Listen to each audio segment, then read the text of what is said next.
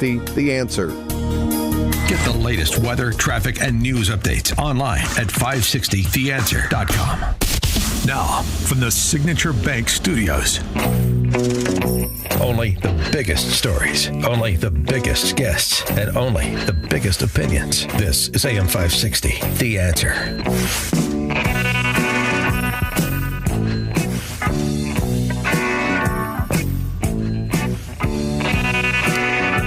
Top of the morning, Dan Proft here. Just some breaking news. We'll update this as information becomes available.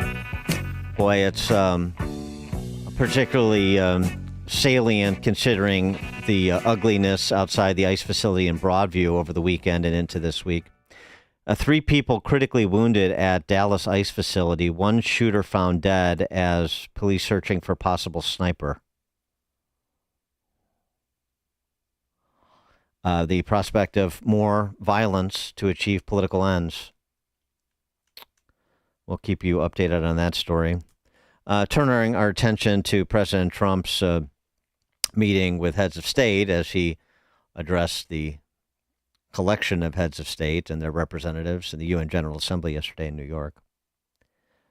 We mentioned earlier in the program his conversation with Zelensky and his movement rhetorically in the direction of Ukraine and against the interest of Putin more vociferously than ever. He also made time for a sit-down with Javier Milei, the free marketeer who's taken the reins in Argentina and it's been doing great, but is desiring to move to dollarization, move Argentina to dollarization, which is something that I think would be in America's interests. I think the Trump administration thinks so, too. So trying to facilitate that, here's what Trump had to say. Well, thank you very much, everybody. We have a lot of meetings scheduled, but I wanted to meet with the president of Argentina, and we both wanted to meet with friends. He's done a fantastic job, and I'm doing something that I don't often do. I'm giving a full endorsement to him. We just endorsed him for president. As you know, he has a race coming up, and I'm sure he's going to do well, but now I think this hopefully assures it. And to the people of Argentina, we're backing him 100%. We think he's done a fantastic job. He, like us, inherited a mess, and what he's done to fix it is good, and Scott is working with their country so that they can get good debt and all of the things that you need to make Argentina great again. So it's an honor for me to endorse the president and the future president of Argentina. Thank you very much. Thank you very much. Thank you very much. And when Scott, of course, he's talking about Treasury Secretary Scott Bessent.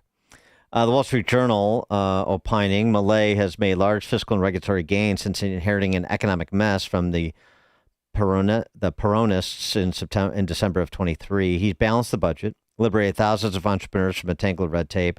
In the 12 months ending in June, the economy expanded more than 6%. However, investment hasn't flowed into the country as policymakers had hoped, and the economic growth has slowed. The culprit, as usual, is doubt about the central bank and the stability of the currency, the peso that it controls.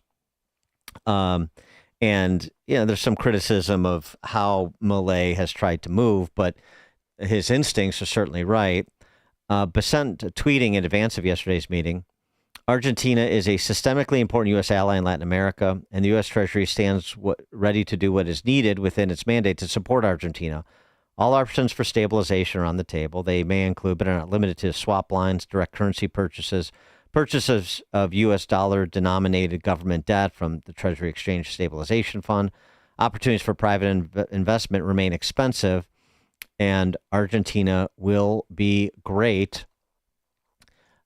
Again, of course, borrowing from the president, we remain confident that President Milei's support for fiscal discipline and pro-growth reforms are necessary to break Argentina's long history of decline.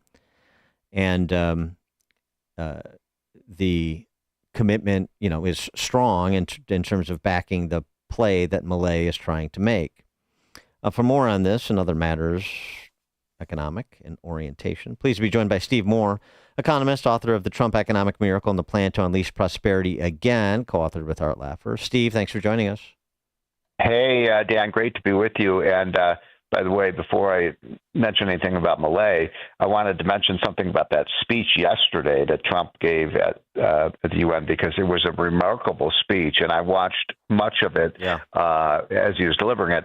And you left out one of the best parts, Dan, which is that he ripped into climate change hysteria. Yeah, and it was amazing, to hear an American president lecture the Europeans and these Asians about how they've caused energy poverty for their people and have moved away from reliable, cheap, and abundant fossil fuels for this craziness of windmills and solar panels. And I've been waiting for decades for an American president to say exactly. And by the way, the best part of it was, Dan, I don't know if you watched any of it, was they were, the cameras were panning the audience, and they were all scowling. Of course. Saying this. Well, I mean, he's putting it right. Yeah, no, we've discussed it quite a bit, including that aspect of it earlier in the program. But I mean, yeah, he's putting it right between their eyes, and he's saying not just that the whole climate change is the greatest ripoff of all time, but also, hey, look, we got oil, we got clean, beautiful coal. I mean, if you don't want to be energy independent, we'll benefit from your energy dependence on the United States, exactly. Right? Yeah, we're producing more oil and gas than ever before in the United States, and coal, and so we have. I was in Indiana last week, and I paid $2.79 a gallon for gas. Remember, it was $5 a gallon not so long ago under Biden. So it is lowering prices for consumers. It's good for our industry. And he just slapped the Europeans and said, "What the hell are you people doing? You're destroying your own industries." $2.79. You put regular in that Lamborghini you drive around? No, you're mistaking that for your Lamborghini. Yeah. All right. So what about Argentina? And this is a bit of a esoteric issue, but it's an important one. Our relationship there, and making sure that we help Malay be a success, so that maybe other countries will replicate his free market approach to organizing economic activity in their countries. So the dollarization of Argentina and what America can do to facilitate it. No, that's absolutely what Argentina has been doing, and that's the way they've brought down their inflation rate from 1,000% down to about 6%. So they've stabilized their currency. But incidentally, just so people know, historically, when China moved towards away from communism back in the early mid 1980s, but before President Xi, and had their economic boom, one of the smart things the Chinese did was they essentially dollarized by pegging the yuan to the dollar. And quite frankly, every country should do that. I mean, it's not like the dollar is gold, but it is certainly the most stable currency out there, and most countries get poor because they lose control of their currency, and they cause massive inflation that destroys a country. And otherwise, I mean, there's some criticism of Malay that he has been he preserved capital controls of the previous administration. Central bank used a crawling peg below the inflation rate to prop up the peso, so that he's been engaged in some of the market manipulations that impede the move to a stable currency. But generally speaking, I mean, there's no question that Javier Milei is our ride or die in South America, right? Well, what you just said is true, but you have to put that in the perspective of what I just said before, that the Argentina peso was worthless.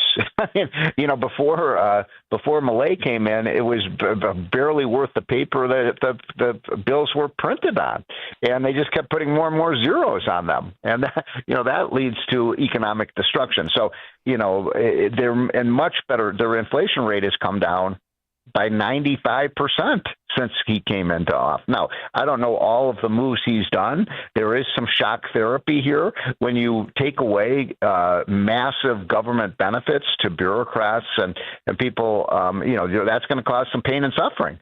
But it's a shock therapy that needs to be done. I mean, people have to understand, Argentina back 100 years ago was one of the richest countries in the world. Their per capita income rivaled the United States. Did you know that, Dan? Yes, I did. Mm-hmm. Yeah. And then, of course, they had the Perones came in, and they destroyed the economy because they moved towards, communism, and they've been paying a heavy price ever since. And so what Malaya is doing, hey, let's go back to free markets. That seems to be a better formula than what we've been using in Argentina for the last 50 years. So, yeah, and he's going to face a tough re-election. I mean, the left is out to get him. The Trump announcement this week, jacking up the fees associated with H-1B visas. Yeah. Your reaction to that? Well, if people get our hotline, and I know you do, Dan, if you're not getting it, why not? Because it's free. Just go to unleashprosperity.com and get it for free. But we had a big expose on this a couple of days ago. Did you know, if you look at the magnificent seven companies, three of those seven, Google, Tesla, and Microsoft, all today, their CEOs came into the United States on an H-1B visa, and two of them founded the companies. So, come on, how can you say that these H-1B people are taking jobs from Americans? They create entire industries. How much poorer would America be today if we didn't have an Elon Musk or the people who run Google and Microsoft? So. These are people who are what Larry Kudlow calls the brainiacs. They come in, they create far, far more jobs than they take because they make our American industry so much more competitive. We need far more of them. We can completely dominate the age of satellites, artificial intelligence, robotics, just the way we have dominated the era of the internet, by continuing to bring the top talent from the rest of the world to the United States. I mean, it'd be like an NBA team. America's like an NBA team. If every year we got all the top 10 draft picks, we could get the best players from around the world, that team would be number one. And that's sort of the opportunity that the United States has. So I'm opposed to this policy. I think some of my conservative friends who say, they're taking American jobs. No, they're not taking American jobs. They're creating whole industries for America. Well, I mean, in some of the states, there's about a dozen states that have more than 10,000 H-1B visa employees, according to some of the data I've seen. The argument is made that, there may be those examples that you offered, but there's a lot of examples, too, where there's corruption within the system and you have people that are really being hired, not because there's no one to fill that job at the same talent level here, but because they can hire them for less money and perhaps work them harder as well. These are the arguments that are made, at least. So right, and it's just simply isn't. Now, might there be a few examples of that where corrupt companies are taking advantage of the system? But even there, it's kind of hard to believe because it's very expensive, even under the current rules, to bring an H-1B visa worker into the United States. So, they're not going to spend, it costs these companies already tens of thousands of dollars to bring these people in, to transport them here, And the idea that they're going to do that so they can, reduce the wages of that worker by $4 an hour, it just doesn't make a lot of sense. But more importantly, the demographics are very simple here. In the United States today, I just turned 65, so I'm an example of this. Baby boomers are retiring at the pace of 11,000 Americans a day. Every day are retiring. Do you know how many young Americans are entering the workforce? No. About 7,000 to 8,000. So just do the math here, folks. We have 11,000 Americans retiring every day and 8,000 people entering the workforce. If we don't have immigration, our economy is going to shrink. It's that simple. It's just math. And so we are blessed by the fact that we're the one country in the world that could actually bring in young, talented, hardworking people that will prosper in America and make us continue to be the world economic superpower. So, by the way, did you see that statistically on the hotline the other day that Hispanic Americans today now have a higher per capita income than blacks do, which is amazing because most immigrants, Hispanics have only been in the country for at most one generation, and they're prospering in this country. And it is sad. We have to figure out what's going on in Black America. Why is it that Asians now have higher incomes than whites do? Did you know that? Yeah, we talked about that a bit. That's amazing. Yeah. I mean, Yeah. How can we be a systemically racist country when people with brown skin are richer than white people? Stephen Moore, economist, author of The Trump Economic Miracle. Stephen, thank you as always. Okay, Dan, have a great week. Take care. You too. And Steve joined us in the Turnkey.Pro answer line. The stories you need to know to start your day. This is Chicago's Morning Answer on AM 560. The Answer. Signature Bank is Chicago's fastest growing independently owned business bank, a bank where relationships still matter. Signature Bank knows your name and your story. I'm Dan Proft, and I know this because Signature Bank is my business bank. Hi, I'm Bob Chivato, owner of Go Exceed and a customer of Signature Bank. By leveraging AI and machine learning, we provide data management solutions for corporations to save time and money managing their cellular devices. While we rely on machines to help us run our business, we believe personal relationships are essential. This is why we chose